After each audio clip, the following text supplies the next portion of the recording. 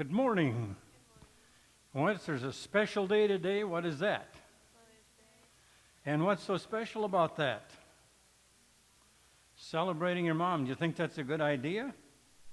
Well, good. I'm glad you... Oh, good. Give them thumbs up. That's good. Okay, now, we are not going to ever say on Mother's Day, well, hopefully not on other days either, but sometimes you will say something naughty about your mothers. But today it's only good things. Somebody's laughing back there.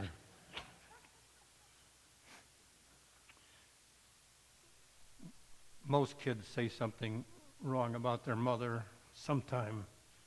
I have to admit, even I did. I know that's hard to believe, but... Okay, now, let's see. I want you to think something really positive. You tell me something great about your mother. You have a couple seconds to think about it. 10 minutes. Okay, you want to start. You're volunteering, right? You go ahead. Kindness is very important. Now, is that something that you hope to inherit from your mother? Kindness? And I can believe that because you're a kind person. Okay. Really good cook. Is that important? It was important to me. And that's where I got so picky about food. My mother didn't make me eat food if I didn't like it. I had to taste it once, but I didn't have to eat it. Did your mother make you eat all the food that she makes? Not all of it. Oh. Are you going to be a good cook when you grow up? Or are you already a good cook? Is she teaching you how?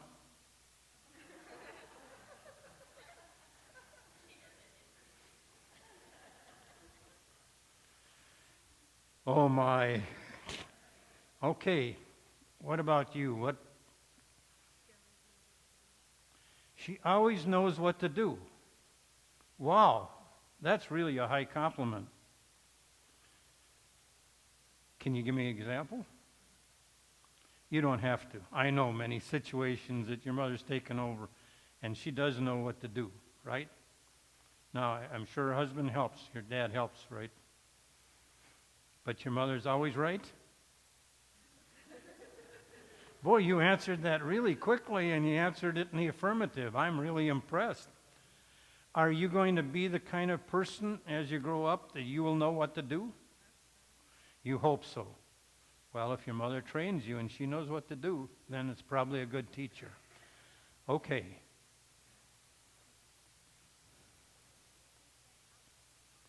She keeps your house cleaned up. Pardon? Okay. That's pretty important, isn't it? That's the place you live. She makes the house a home. Are you going to be a good housekeeper? Keep the house up? You are too. Let's...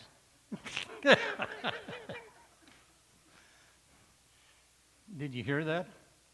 When you come 25 years later and you get married at that time and you say, I want to hire out all the housework, you might not get that affirmative affirmation.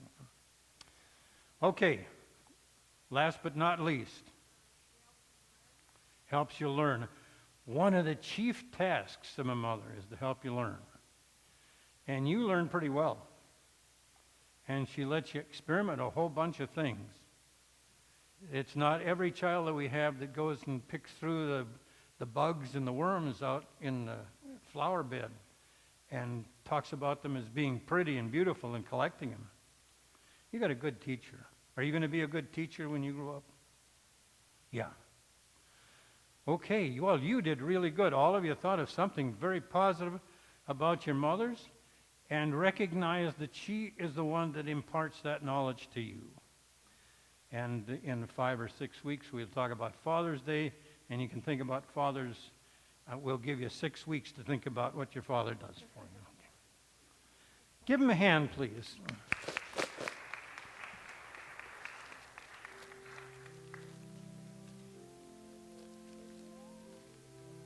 You can take another one if you want.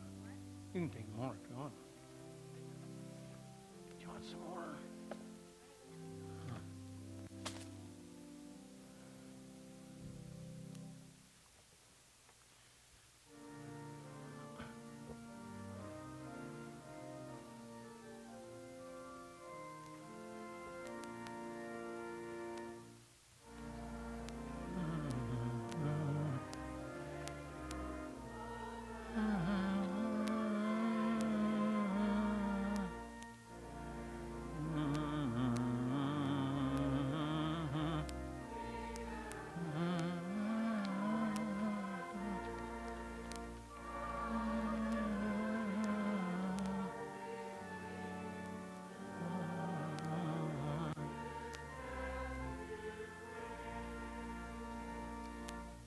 The Holy Gospel is written in the 15th chapter of St. John, beginning at the 9th verse.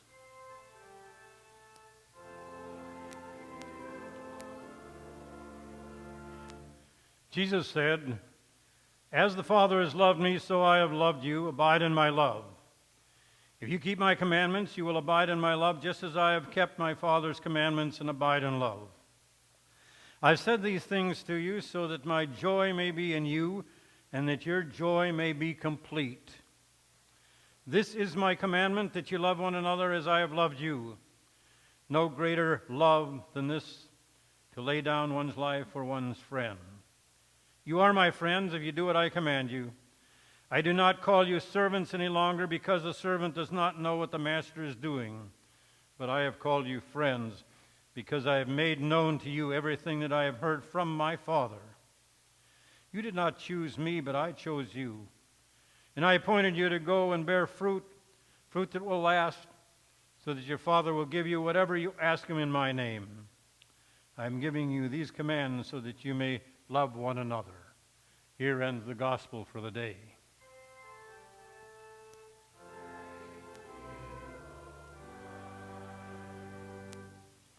Please be seated. For those of you who weren't here last week, I just tried something a little different, because I heard as a result of the confirmation service that they liked me being down here talking to you very directly. It made it more personable. So they said, a couple of people said, "Well, you don't try that." And the response I got was very good from that last week. But I'm asking you to give me your input today after you're done, because I like to do what you tell me to do. I've been here. This is the 18th Mother's Day that I've celebrated with you. And I looked through back all the sermons. Yes, I do keep them. They're not written out. They're little cards like this. But I found out that in 18 years I only once talked about mothers on Mother's Day. Going to the gospel text or the epistle text. So today I'm going to change that. I'm going to talk about mothers directly. And so I have to make a disclaimer. I had a very good mother. Probably an ideal mother.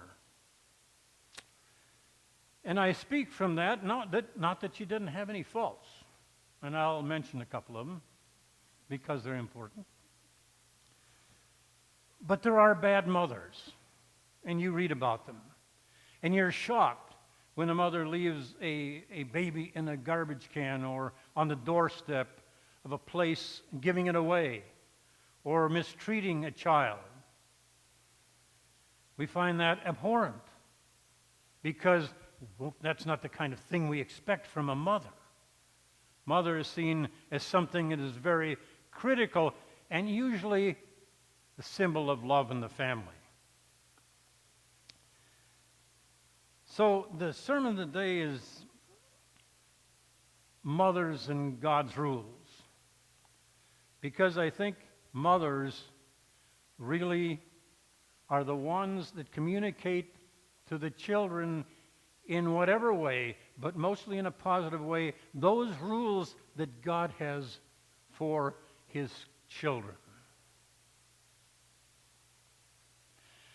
So the first God rule that mothers communicate to their children is unconditional love.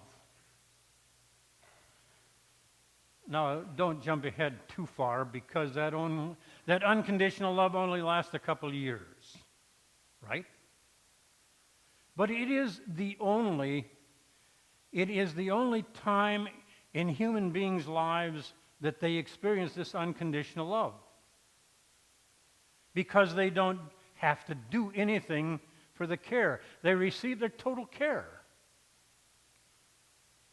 First of all is the pregnancy time, and thank goodness, with modern medicine, we don't lose as many mothers as we did in childbirth, because presidents had mothers that died in childbirth,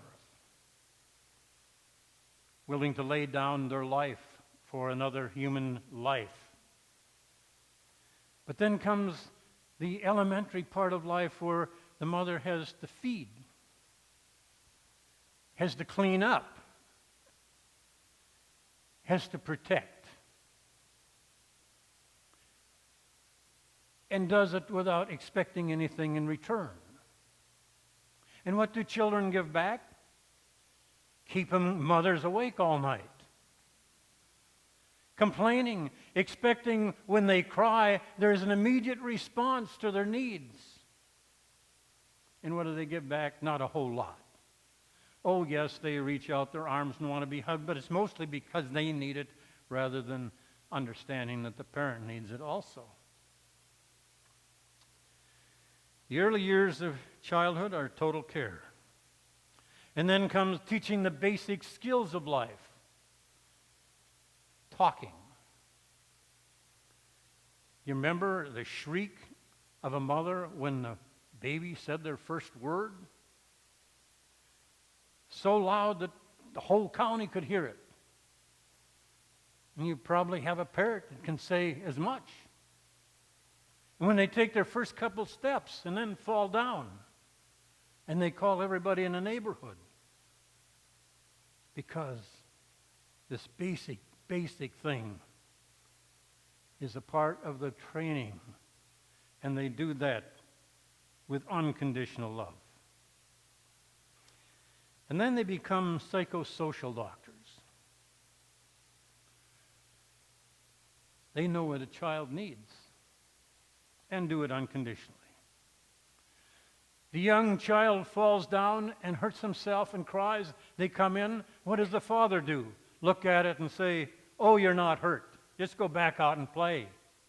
Or big boys or big girls don't cry. And the mother says, "What?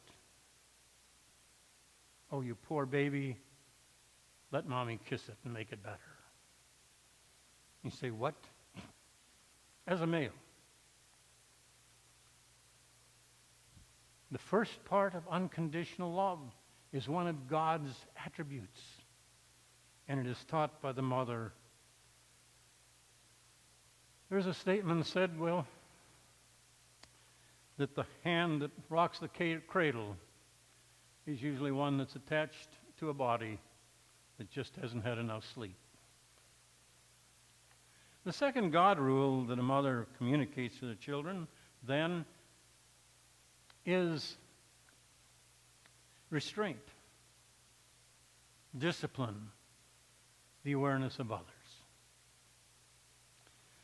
When God took his people out of Egypt to the promised land to settle a new land for him, he got Moses up on the mountain and gave him 10 commandments and said, "Your people can't do anything they want. If they are a part of my kingdom, here are some guidelines for life." And they came back down with the 10 commandments. The mother is the first one that introduces a really hated word in the life of children. And what is it? Got it. No. Oh, you don't like that word, do you? No. Because you've gone through a period of time when everything is given. You yell and they respond. You do whatever you want and you're not punished for it. All of a sudden, we start to create rules. And the parent says, no. No, you can't put your hand on the stove. It'll burn you. No, you can't hit mommy or your brother or your sister because that will hurt them. No, you can't eat or drink that. That would be harmful for you. No, you can't keep all the toys for yourself. You have to learn to share. No, no, no. You can't say anything that you want because people have feelings. There are other people in the world. Then the mother starts to establish that God rule about restraint. There are things you can or can't do that you shouldn't do. And it only gets worse. Then they become teenagers. I used to have a book that said, Lord help me, I've just given birth to a teenager. You go off to school and then they get to a crowd of peers that start saying, Mommy doesn't know anything. Listen to me. I don't think, as Emma Bombeck, the late Emma Bombeck, the comedian, said, there hasn't been a single mother in history that hasn't at some time or other gone into the bedroom and say, Lord help me. You said you wouldn't give me anything more than I can handle. And I don't know if I can handle this. But that's all a part of the saying no. And the God rule that says you can't do anything you want because there are others and because that would be hurtful to you too. First thing you learn, unconditional love. Second, that there are restrictions, there are conditions in life.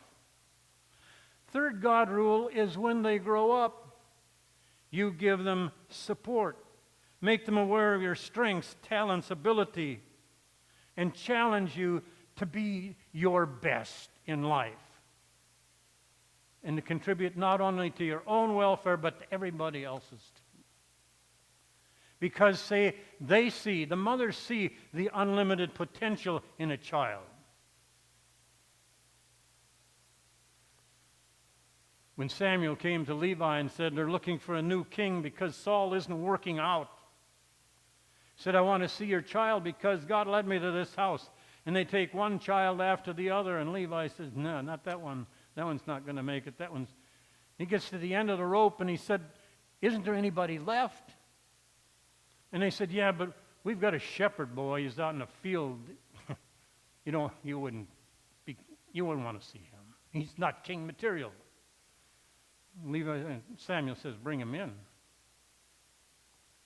He talks to David, 12 years old, and he said, you're the king. You're the one God's calling. Samuel could see beyond what the parents could even see. But usually mothers can see this. No, my son isn't stupid. After the teacher had sent a note home to her saying, your son is so dumb he can't learn. Can you imagine a teacher sending that home? Mother said, he isn't stupid, but I'll educate him myself. That was the mother of Thomas Edison, one of the most talented people in the world, one with more copyrights than any other man in history, because the mother saw potential that nobody else saw. And out of a poverty-stricken home in Poland in the 19th century, there was a woman in that awful shape that they were in, brought dignity and class to home and created a Madame Curie. And practically everybody knows about that boy that was born out of poverty in Kentucky, moved to Indiana, went to Illinois, learned to read from his mother, seemingly had no potential, But just before he was assassinated as the 16th President of the United States, Abraham Lincoln said, "All that I was, all that I am, and all that I will be is a result of my angel mother." There's the mothers that sees the potential just like God sees the potential in you. Yes, I know husbands do too, or parents, fathers do too, but we'll get to you down the line. It is the mother that sees and trains the mind of an Einstein.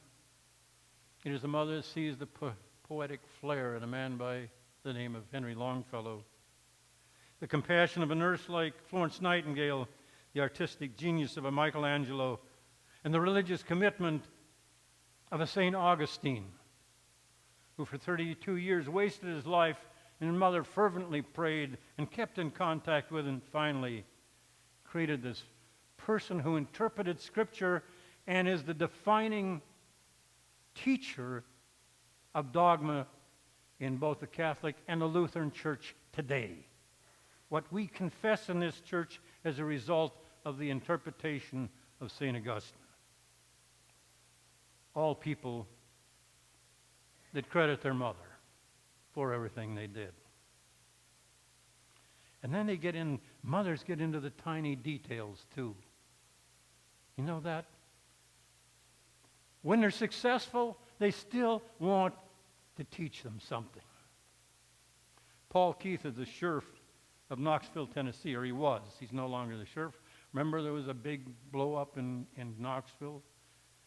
Paul Keith was on a media broadcast. They were firing him with questions. And one of his aides came up and gave him a note, said, "Your mother's on the phone." It's the middle of a major national telecast. Well, mother doesn't call unless it's something important.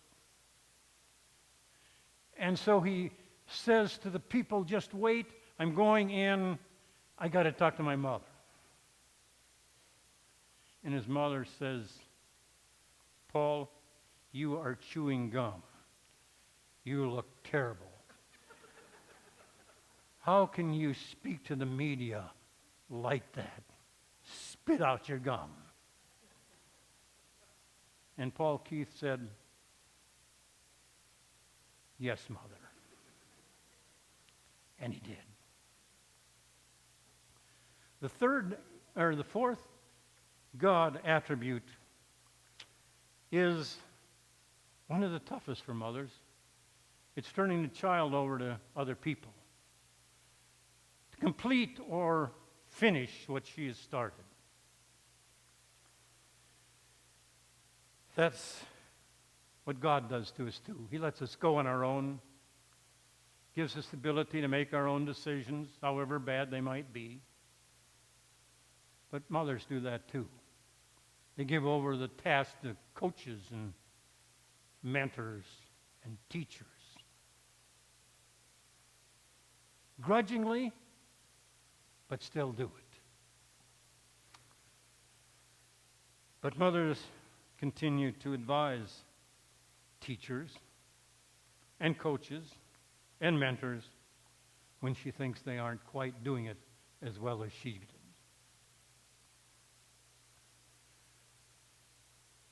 And then finally, the mother has to give over the child to another significant person that takes up their life, a spouse. That's where my mother failed miserably. She didn't like any of her daughter-in-laws. Just decided not to like them right off the bat. And it made things tough. And sometimes I had to scold her, and she'd scold back. But how great it is to have a mother like Barbara Bush, mother-in-law like Barbara Bush. Remember, not long before he finished his term as President of the United States, he returned from a very, very important conference, and his wife was with him, Laura was with him. They got off the plane. He walked head into the White House, and by the time he got to the Oval Room, his mother was on the phone. This was national news. And she said, George, I will not have you disgracing your wife. What do you mean? I said, you didn't help her off the plane. And you walked ahead of her as if she wasn't even there. You might be President of the United States, but don't get so big in your britches that you disrespect your wife. And George, if I ever catch you disgracing Laura again, I will come and we will discuss it in person. And he said, yes, Mother. 4 God tasks. And God bestows them on mothers. And mothers make mistakes. But they create so many wonderful things in the lives of their children.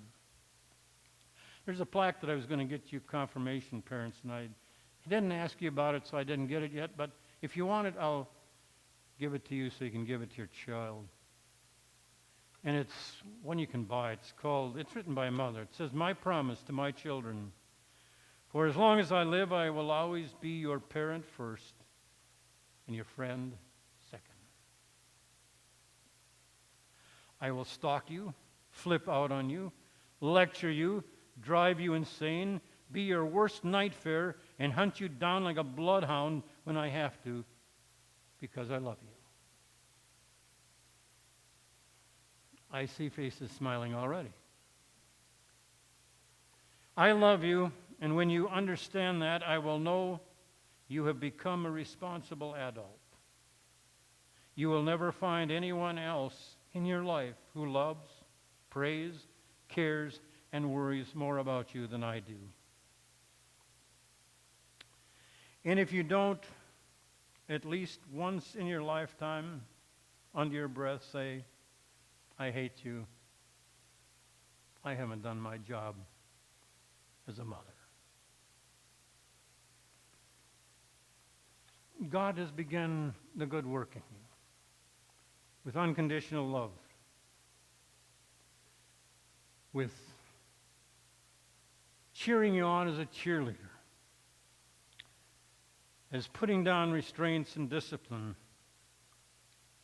and then finally turning you over to other people to help you finish the task that he has begun in you. And mothers do the same. There's a plaque I've seen on many walls of good Christian people that said, be patient with me. God isn't done with me. And let me assure you, your mothers, whether they're living or dead, aren't done either. Happy Mother's Day. Amen.